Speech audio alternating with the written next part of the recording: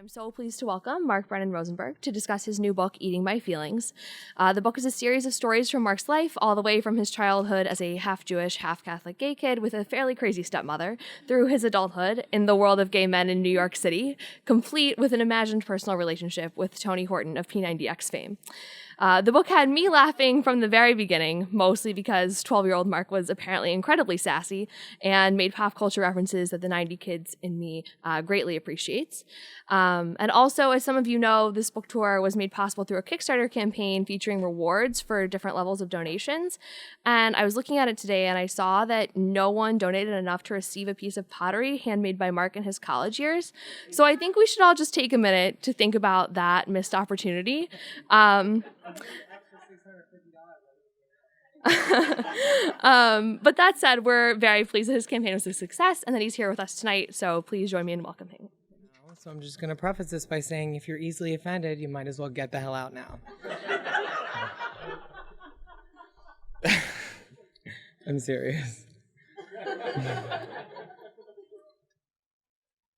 So I'm just going to read a quick section of this book.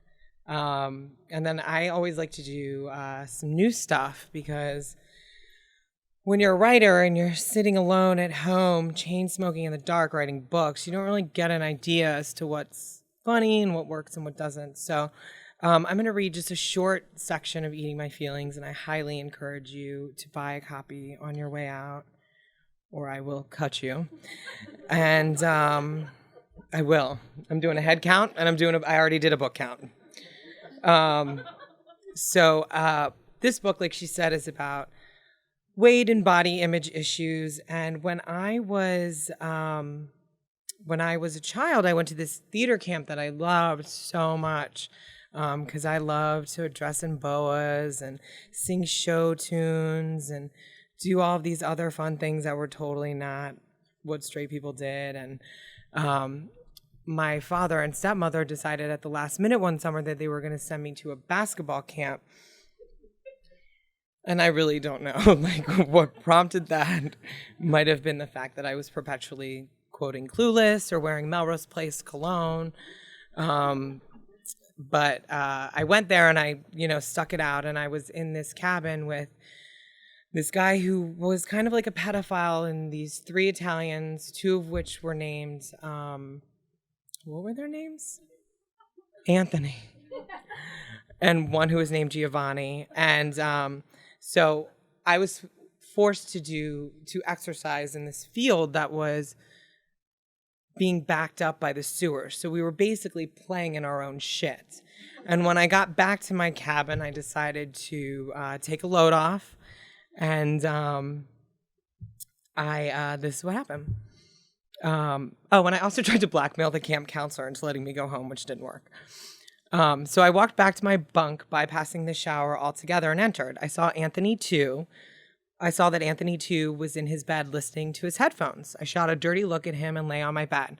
I put the soundtrack from Clueless in my portable CD player and began listening. Suddenly, Anthony too was standing over me with a CD of his own. Janet, Anthony too said as he handed me Design of a Decade, Janet Jackson's greatest hits. You, he questioned. Clueless, I replied. I took my CD out of my CD player and we exchanged discs. God bless the Italians for having good taste in music. I put the disc in and began listening. I skipped to a personal favorite escapade and suddenly was taken away by the music. Before I knew it, I was fast asleep. Mark, a voice said to me. Hello? Who's there? I asked. A portly figure appeared in the doorway. As the figure came closer, I was delighted at who had come to visit me at camp. Janet Jackson, thank God you've come to get me. I'm not here to take you away on an escapade, Mark. Musically, yes, but literally, no. Janet said with her signature half smile. I'm here to teach you a lesson. Damn it, Janet, I yelled. That's a Rocky Horror Picture Show joke that no one ever gets. I'm so sick of learning lessons.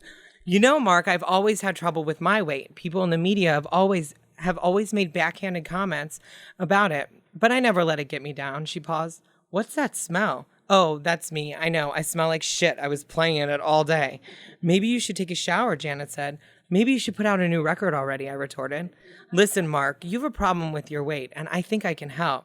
I know I'm fat and I don't want to do anything about it. My asshole stepmother is always telling me how fat she thinks I am. I've been watching you, Mark, Janet Jackson said. I like your style, but you do need to lose weight. You think? I said as I looked down at my waistline, creating a rippling double chin effect. Yeah, it's not healthy to be as heavy as you are at such a young age. When I was on Good Times, Florida Evans and I used to always have this talk. She would say to me, Janet, watch your weight while you're a girl. You'll end up being heavy like me. You know, that show really went downhill after they killed John Amos off, I replied. Not the point, Janet said. Wait a second, I didn't come on the show until John Amos left. Whatever, I said. I had no intention of offending Janet Jackson to her face more than once, but James Evans was the glue that held the Evans family together, and there was no denying that. Anyway, you don't want to get old and have to worry about your weight. There's so many health concerns that come along with it. Maybe you're right, Janet, I said, but my stepmother is such a whore. I kind of want to stay fat just so that bitch doesn't get what she wants. Yes, your stepmother is a complete bitch. There is no doubt about that, Janet Jackson said. Even Janet Jackson knew she was a bitch. But maybe if you lose weight, you'll shut her up for good. I never thought about it like that, Janet Jackson, I said. I had never thought that the only reason I had ever once thought about my weight was because my father and stepmother were constantly bringing it up. I wasn't ready to lose weight because I was being told that I needed to. And whenever you're forced into doing something, the results are never what either party intend for them to be. Like how date rape drugging your girlfriend never works out in anyone's favor, so you should just wait until she's ready to put out. Just trust me, she said. I will, Janet. You and your brother have entertained me for years. I listen to everything either one of you says. But why didn't you write me back when I was asked for a lock of your hair a few years back?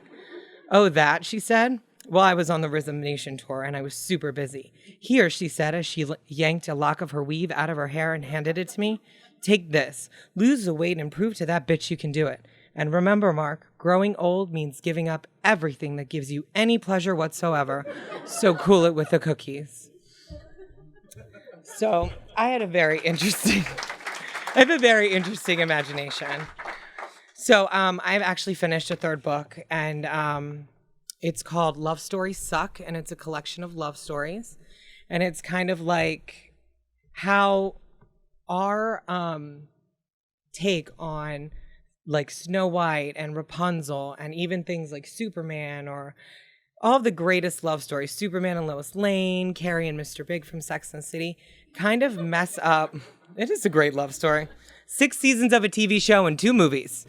Kind of like distort what your perception of love is supposed to be. So I'm going to read a chapter from this book. It's never been heard before, and it's my take on Snow White and the 7 Dwarfs, and it's called Snow White and the 7 Spray Tans. When the winter months in New York roll around and it's time to go on a date, I have been known to take some drastic measures to try and look my very best. New York in the winter is an evil queen. She's cold, she's snowy, she's irritable, and sometimes it gets to the point that it's so miserable that you don't even want to leave your apartment, let alone care about what you look like once you're out of it. But when a hot date presents itself and Mother Nature has thrown her third 30-degree day in a row your way, drastic measures need to be taken to maintain your beauty. It all started one Halloween. I decided that once again I was going to don the gold booty shorts and rock out Halloween in Hell's Kitchen as Rocky from the Rocky Horror Picture Show. There's another Rocky Horror Picture Show reference. Not, of course, taking the temperature into consideration once. I had all but perfected my costume. I, of course, already owned the gold booty shorts, gold body paint, and as usual, body was looking especially right. But one thing was missing. Since it was October, my complexion was less that of Rocky and more that of a former junkie who hadn't had a Coke fix in months. I was pale as hell and I had no idea what to do. My healthy African glow from the summer had all but worn off, and I knew if I went tanning in the tanning beds that I would burn because it had been so very long since my skin had seen the light of day. I decided to take a leap of faith and try spray tanning. For whatever reason, I had never done it before, so when I went to the tanning salon, I needed the process explained to me a good 3 times just to make sure I retained the information presented to me before I entered the booth. If anyone could fuck this up, it was sure to be me. So there are different tones you can get, the bottle blonde at the tanning salon explained. Caribbean sunrise, Mohegan sands, tropical breeze, or Hawaiian mist. I looked her dead in the eyes and replied, I honest to God have no idea what the fuck any of those words mean. Those are the levels of tan we can spray you with, she replied. Which one's going to make me black, I asked. What, she questioned. Which one's going to make me look black, I said. Or Puerto Rican, I could do Puerto Rican as well. Well, we have Egyptian rainfall, but we don't recommend that, I interrupted her. I'll take that one. Egypt is in Africa, and I want to look as dark as possible. I want people thinking I just got back from a vacation in Tahiti with George Hamilton, where the only thing that we did was smack talk random starlets from the 1980s like Pamela Sue Martin. The girl looked dumbfounded. Just give it to me, I yelled. Shortly after my altercation with the girl at the tanning salon, I was ready to change nationalities in the tanning bed. In the summer, I pride myself on my glorious tan. There is nothing I love more than rolling into work in the summer months looking like I just got back from a 14-day cruise to St. Bart's. I like to get dark, like really dark, like the color of President Obama's lips, but not quite that black. I entered the spray tan booth within a matter, we call that presidential blurple, that's the color of that. I entered the spray tan booth, and within a matter of seconds, I had gone from pasty-ass Snow White to glorious bronze. When I exited the spray tan booth, I looked at myself in the mirror, and I was so pleased with what I saw that I immediately wanted to go back into the spray tan booth for another round. Suddenly, I had a new addiction, one that could be worse than anything I had ever ingested or snorted, one that could single-handedly bring me to financial ruin. I was officially addicted to spray tans. Over the course of the next 7 weeks, I frequented the spray tan booth. I was so pleased that even in the middle of fall, I could look like I had just come back from the beach without ever leaving the city. Every time I left the spray tan booth, I couldn't wait to go back. It's kind of like this magical place where I've never felt more at home than anywhere else in my life. I can't explain the rush. It's honestly better than Coke. Naturally, when my friend Brad's friend Brad told me that he was going to set me up on a hot date with his friend Brad, I made a beeline to my favorite place to make sure that I didn't roll into my date looking like I was spending the winter months in the Arctic with the other Manhattanites. Granted, by this point, I realized there were more asshole single gay guys in New York City than there were fatherless children in Mexico. I was always told that when an opportunity presented itself, to take it. I went to get my weekly spray tan, and after disrobing, I was shocked to find out that the spray tan booth was broken. I felt like every junkie who needed a fix. I quickly panicked and ran to my dealer, aka the receptionist at the salon, for help. Oh my God, oh my God, oh my God, oh my God, what am I supposed to do? I yelled as I stood in the lobby of the tanning salon in nothing but my underwear. In the lobby waited 3 women who were all there to get a tan. One of them was wearing a miniskirt and sneakers. I may have been in my underwear, and it may have been 40 degrees outside, but it seriously wouldn't have killed her to throw on a pair of pumps. You're in the fashion capital of the world, for God's sake. Relax, the girl said. She had dealt with junkies like me before. After inspecting the booth, she told me that it was, in fact, broken. I was panicked and sweating. Oh my God, what are we going to do? I was straight up acting like a family member had just died. Don't worry, I'll airbrush tan you, she replied. Airbrush tan, I questioned. Yeah, it will take no time at all. Now, I had heard of the elusive airbrush tanning before, but thought if I were to ever try it, I would officially go past the point of no return with my new addiction. But we had no other options. If I were to reach my full tanning capability that day and look good for Brad's friend Brad, then there were no other choices. I was either airbrush tanning or looking pale, and I decided then and there in my underwear in front of 4 complete strangers that I needed to be airbrush tanned. The salon attendant and I made our way back to the booth, where she then proceeded to literally spray me tan with an airbrush. As I watched her doing this, I suddenly realized that I was not only addicted to spray tan, but now I was addicted to airbrush tanning as well. I watched in the mirror as she continued to spray me and saw my body changing colors before my very eyes. I loved my new look. I not only loved my new look, but I loved the girl who had introduced me to this tanning phenomenon. I loved her so much we almost went to second. When I finished, I asked the girl how much it would have cost me to airbrush tan had I actually paid for it. It's $99, she said. What? I questioned. It's $99, she said again. Are you fucking kidding me? Nope. I quickly counted that if I were to airbrush tan once a week, it would officially be more expensive than an actual drug addiction. Upon leaving the spray tan, I text messaged my friend Eric. Oh my God, Eric, I texted. I just airbrush tanned. I am so black right now, and I am in heaven. He responded, don't take a shower tonight, and when you wake up tomorrow, you will be straight up African. Perfect, I replied. But be careful, Eric said. Airbrush tanning is addictive. Once you start, you can't stop. Naturally, in all of the hubbub at the tanning salon, I realized that my reason for going there in the first place, my date with Brad, was minutes away and I was now running late.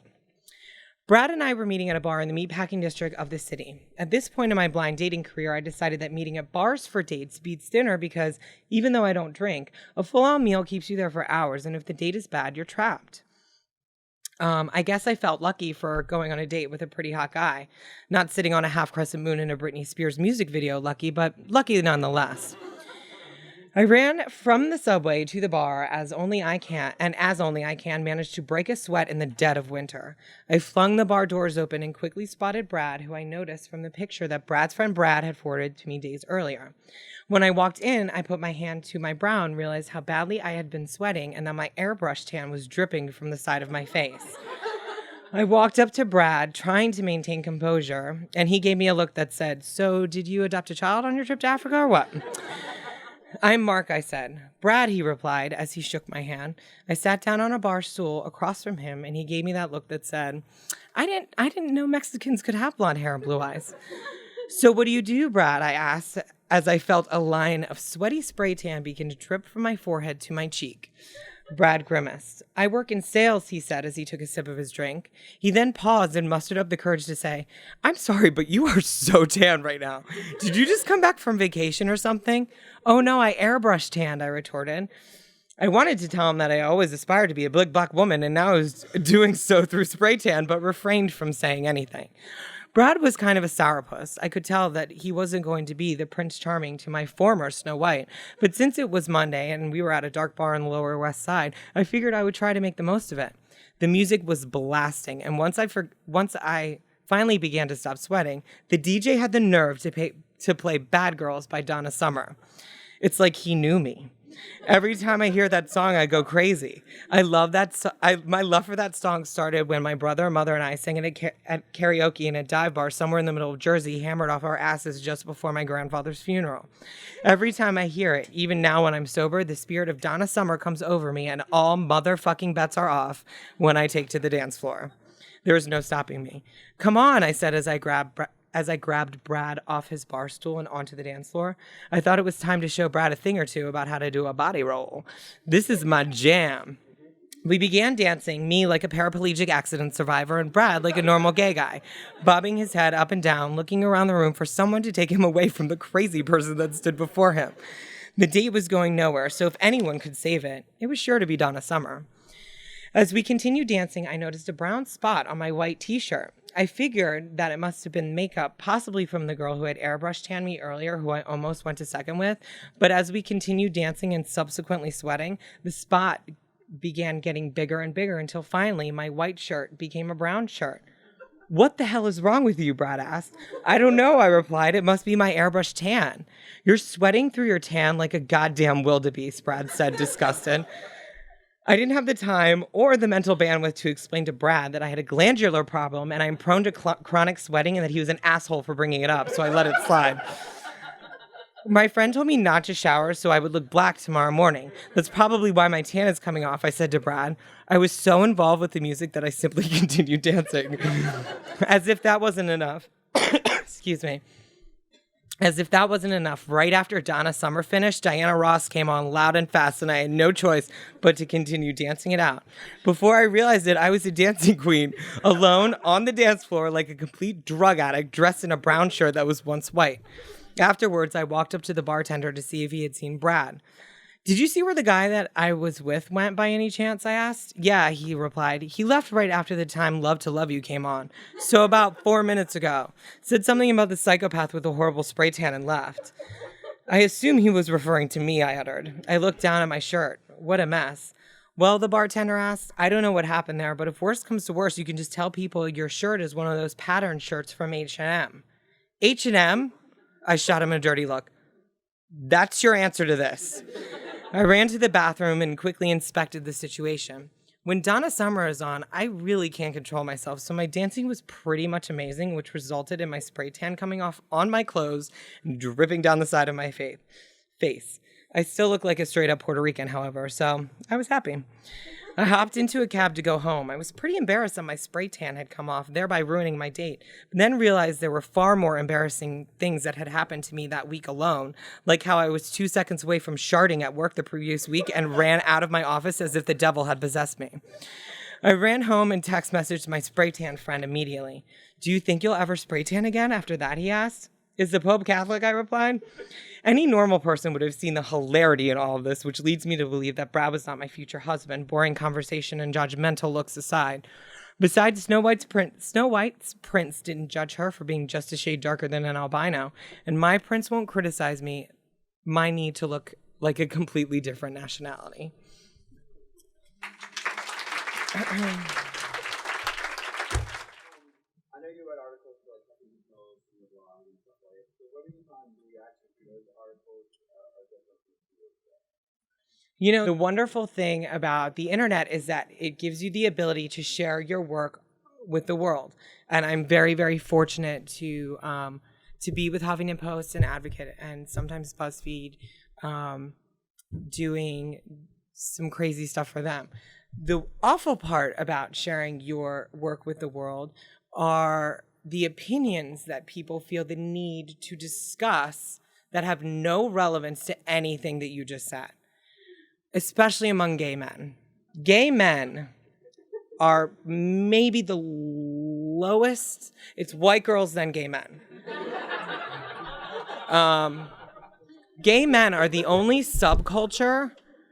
African Americans support African Americans. Hispanics support Hispanics. Asians support Asians. Unless it's a gay man running for some sort of office, they do not care. I guarantee you that there is some gay guy sitting in a fucking dark bar with a Filipino hooker who's like reading this and like, I could have done it better. So what they do is they take to the internet and they write nasty things. And so I don't even know what your question was. You know, when we were doing the marketing and outreach for this book, I was like middle-aged women, middle-aged women, middle-aged women, middle-aged women, because when I was on my first book tour with Blackouts and Breakdowns, this is my core audience, these three.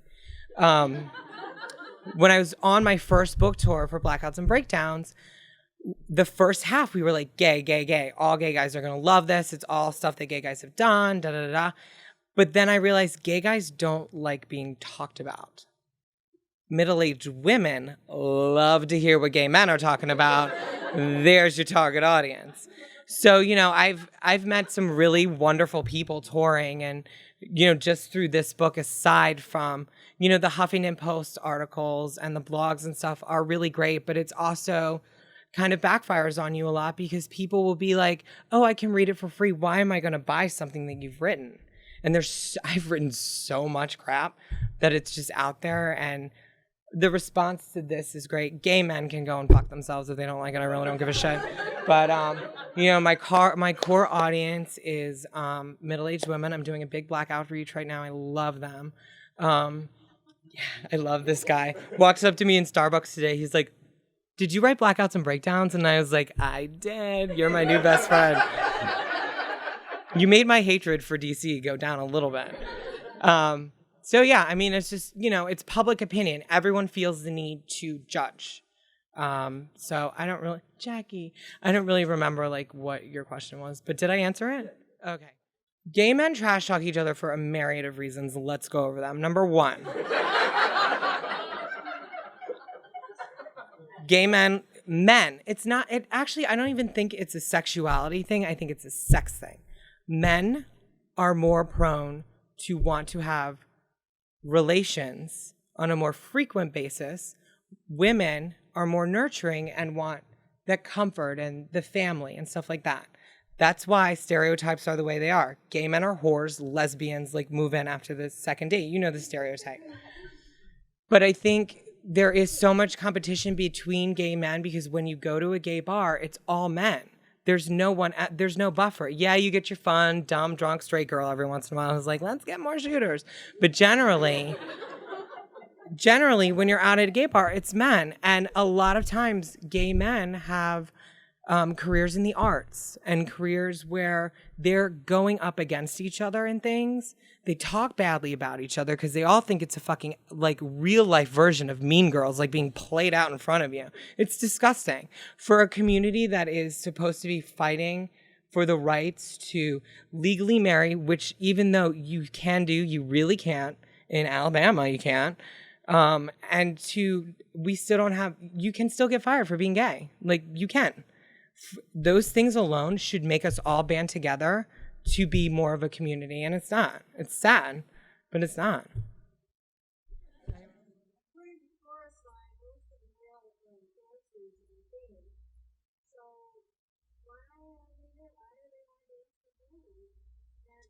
They just want to dance, honey.